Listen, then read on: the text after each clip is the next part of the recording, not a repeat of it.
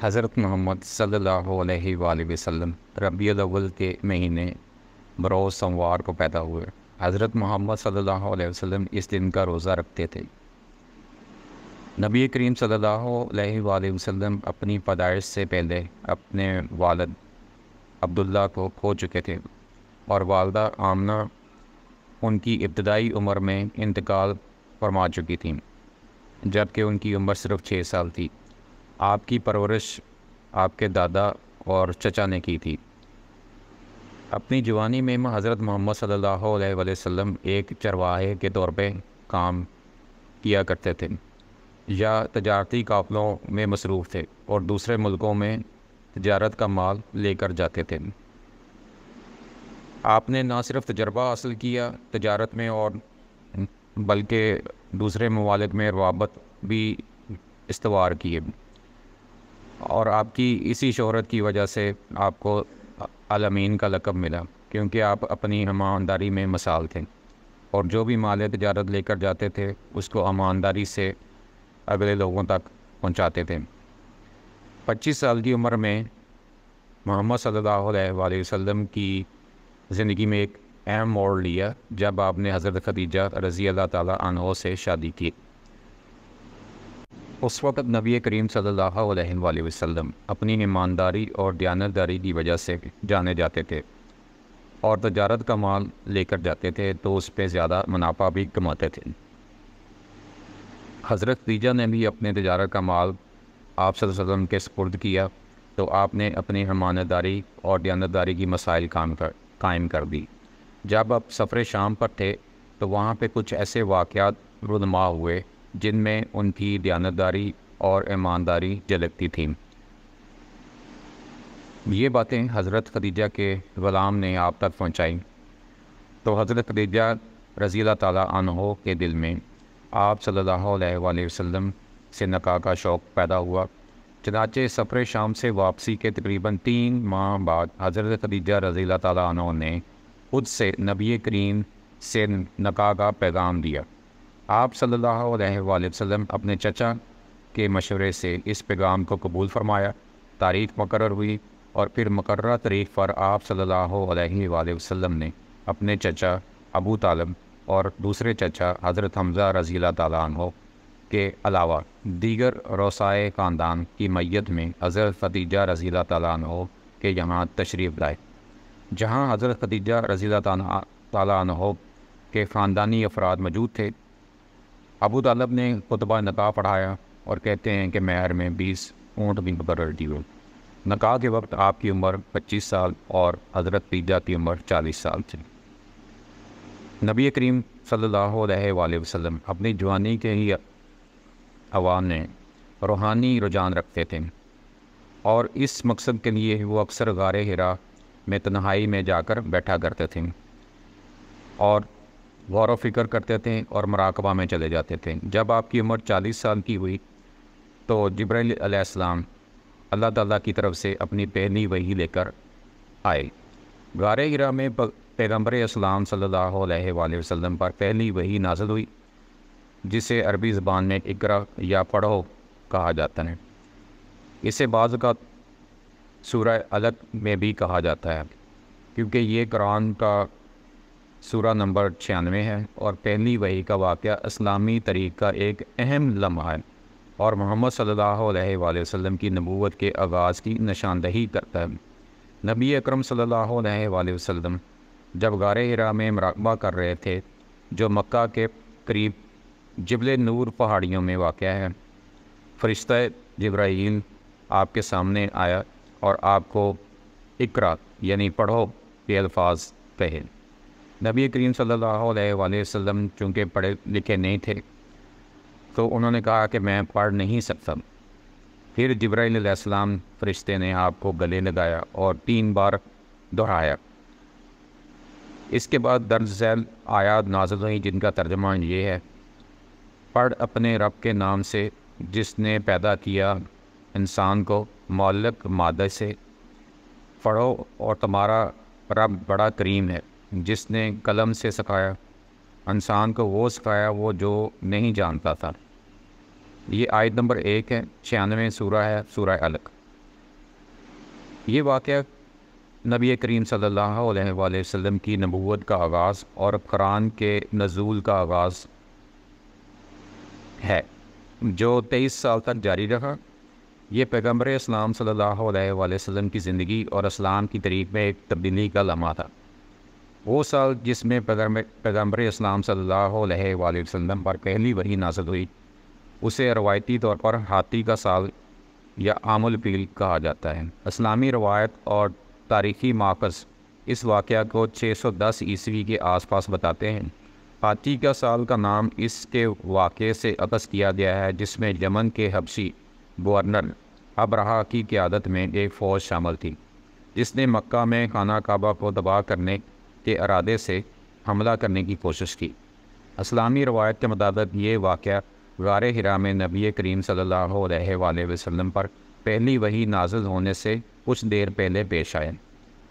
روایتی اسلامی کیلنڈر، جسے ہجری کیلنڈر کہا جاتا ہے، پیغمبر اسلام صلی اللہ علیہ وآلہ وسلم کی مکہ سے مدینہ ہجرت سے شروع ہوتا ہے، جو کہ 622 عیسوی کا ہے۔ چنانچہ ہجری کیلنڈر میں پہلی وحی 610 عیسوی میں ہوئی، یعنی 12 سال مدینہ میں قیام کے بعد، مکہ میں قیام کے بعد آپ نے مدینہ میں ہجرت کی، جس سے ان کی نبوت کا آغاز ہوا۔ ان کے ابتدائی زندگی کے تجربات، ایمانداری اور اخلاقی کردار کے لیے ان کی شہرت کے ساتھ مل کر انہیں پیغمبر اسلام کی حیثیت سے اپنے الہی مشن کو پورا کرنے، توحید کا پیغام دینے اور مسلم کمیونٹی کی رہنمائی کرنے کے لیے تیار کیا۔ اس اہم دور نے اسلام کے آخری پیغمبر کے طور پر دنیا میں اس تبدیلی کے اثرات کی بنیاد رکھی جو کہ آج ہم دیکھتے ہیں۔ اسلام میں دوسری وحی غار حرا میں پہلی وحی کے فوراً بعد ہوئی۔ دوسری وحی قرآن مجید میں سورہ قلم سورہ نمبر 68 اور سورہ مزمل سورہ نمبر 73 میں شامل ہے۔ نبی کریم صلی اللہ علیہ وسلم کی اولاد آپ کی پہلی بیوی حضرت خدیجہ رضی اللہ تعالیٰ عنہ بنت خولید سے تھی۔ آپ کی بعد کی شادیوں سے کوئی اولاد نہیں۔ قاسم رضی اللہ تعالیٰ عنہ پیغمبر اسلام اور خدیجہ کے پہلے بیٹے تھے۔ وہ محمد صلی اللہ علیہ وآلہ وسلم کی نبوت سے پہلے پیدا ہوئے اور بچپن میں ہی انتقال فرما گئے۔ دوسرے بیٹے عبداللہ، جسے طیب اور طاہر کے نام سے بھی جانا جاتا ہے، حضرت محمد صلی اللہ علیہ وآلہ وسلم اور خدیجہ رضی اللہ تعالیٰ عنہ کے دوسرے بیٹے تھے۔ اپنے بھائی قاسم کی طرح وہ بھی بچپن میں ہی انتقال فرما گئے۔ زینب بنت محمد رسول اللہ صلی اللہ علیہ وآلہ وسلم اور خدیجہ رضی اللہ تعالیٰ عنہ کی پہلی بیٹی تھیں۔ آپ نے اپنے خاندان کی زندگی میں اہم کردار ادا کیا۔ حضرت زینب بنت محمد، جسے زینب الکبریٰ کے نام سے بھی جانا جاتا ہے، رسول اللہ صلی اللہ علیہ وآلہ وسلم اور خدیجہ بنت خولید کی سب سے بڑی بیٹی تھی۔ آپ نے اسلام کی ابتدائی تاریخ میں اہم کردار ادا کیا اور ان کے خاندان اور مسلم کمیونٹی کے لیے گراں قدر خدمات انجام دی۔ زینب بنت محمد ایک عقیدت مند بیٹی تھی اور آپ نے اپنی نبوت کے ابتدائی سالوں میں جب مکہ میں مخالفت اور ظلم و ستم کا سامنا کیا تو آپ نے اپنے والد پیغمبر محمد صلی اللہ علیہ وآلہ وسلم کو جذباتی مدد فراہم کی۔ وہ مشکل وقت میں آپ کے اور اپنی والدہ حضرت خدیجہ کے ساتھ کھڑی تھیں۔ جب نبی کریم صلی اللہ علیہ وآلہ وسلم ابتدائی مسلمانوں اور مکہ میں ظلم و ستم سے بچنے کے لیے مدینہ ہجرت کی تو اس سفر میں آپ اہل خانہ کے ساتھ گئیں۔ اس کی موجودگی نے اس نازک تبدیلی کے دوران مسلم کمیونٹی کو طاقت اور یکجہتی فراہم کی۔ زینب بنت محمد رضی اللہ تعالیٰ عنہ کی شادی ابو العاص بن ربی سے ہوئی، جو کہ اس وقت غیر مسلم تھے۔ اسلام قبول کرنے کے بعد آپ نے اسلام کی سربلندی اور ایک مسلم معاشرے کے قیام میں اہم کردار ادا کیا۔ زینب بنت محمد جب ماں بنی اور اپنی ایمان اور اسلام سے وابستگی کو برقرار رکھا، ایک خاندان کی پرورش کی۔ آپ کے بچے تھے جن میں علی ابن ابو عاص بھی شامل تھے، جنہوں نے بعد میں اسلامی تاریخ میں ایک اہم کردار ادا کیا۔ زینب بنت محمد اپنے چھوٹے بہن بھائیوں بشمول علی، فاطمہ اور دیگر کی دیکھ بھال اہم کردار ادا کیا۔ اس کی محبت اور حمایت نے خاندان کی فلاح بہبود میں اہم کردار ادا کیا۔ زینب بنت محمد اور اس کے شوہر ابو العاص نے ایک غیر مسلم سے شادی کے بعد بھی جذباتی اور مادی طور پر مسلم کمیونٹی کی حمایت جاری رکھی۔ اسلام کے ابتدائی دور میں یہ حمایت بہت ضروری تھی۔ زینب ابتدائی اسلامی تاریخ کے اہم واقعات کی گواہ تھیں، جن میں غزوہ بدر اور غزوہ احد شامل ہیں۔ آپ نے اپنے خاندان اور مسلم کمیونٹی کے ساتھ مل کر چیلنجوں اور فتوحات کا تجربہ بھی حاصل کیا۔ نبی کریم صلی اللہ علیہ وآلہ وسلم کے خاندان کے ایک فرد کے طور پر زینب بنت محمد نے ممکن طور پر ابتدائی مسلم کمیونٹی، خاص طور پر خواتین اور بچوں کو اسلامی تعلیمات کی تعلیم دینے اور ان کے فراہمی میں کردار ادا کیا۔ زینب بنت محمد کی زندگی خاندان کے لیے لگن، لچک اور اسلام سے وابستگی کی مثال ہے۔ اس کے اقدامات اور حمایت نے اس کے ابتدائی سالوں کے دوران مسلم کمیونٹی کے لیے طاقت اور تحریک کا ذریعہ بنے۔ فاطمہ رضی اللہ تعالیٰ عنہ رسول اکرم صلی اللہ علیہ وآلہ وسلم کی سب سے چھوٹی بیٹی تھیں۔ وہ اسلامی روایت میں انتہائی قابل احترام ہیں اور انہوں نے علی ابن ابی طالب سے شادی کی۔ تیسری بیٹی حضرت رقیہ بنت محمد تھی۔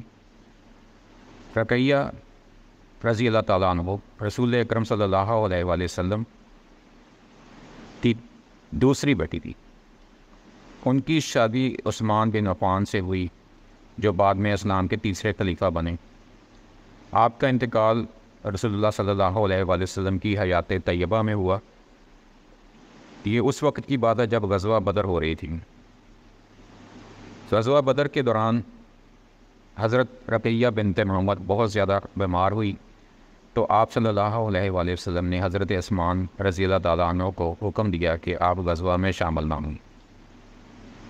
جبکہ 313 مسلمان غزوہ بدر میں شامل ہوئے۔ بعد میں حضرت رقیہ بنت محمد کی وفات اسی دوران ہوئی، اور آپ صلی اللہ علیہ وآلہ وسلم نے حضرت عثمان رضی اللہ تعالیٰ عنہ کو بدری صحابی کا خطاب دیا، جو کہ اسلام میں ایک بلند مرتبہ ہے۔ حضرت محمد صلی اللہ علیہ وآلہ وسلم کی چوتھی بیٹی ام کلثوم، جو حضرت رقیہ رضی اللہ تعالیٰ عنہ کے وفات کے بعد حضرت عثمان بن عفان کی زوجہ بنی۔ حضرت محمد صلی اللہ علیہ وآلہ وسلم کی ایک اور چھوٹی بیٹی بھی تھیں، جن کا نام تھا فاطمہ بنت محمد، لیکن وہ بچپن میں ہی فوت ہو گئی تھی، جس کی وجہ سے جب دوسری بیٹی پیدا ہوئی تو آپ نے اس کا نام فاطمہ رکھا، جو کہ آپ کی سب سے لاڈلی بیٹی تھی، جن کا نکاح پھر حضرت علی رضی اللہ تعالیٰ عنہ سے ہوا۔ سیرت النبی کے سلسلے میں دوسری نشست میں اسلام کے ابتدائی سال جو مکہ میں اور پھر اس کے بعد مدینہ میں گزرے، ان کی تفصیلات کے لیے اگلی ویڈیو میں شامل کیا جائے۔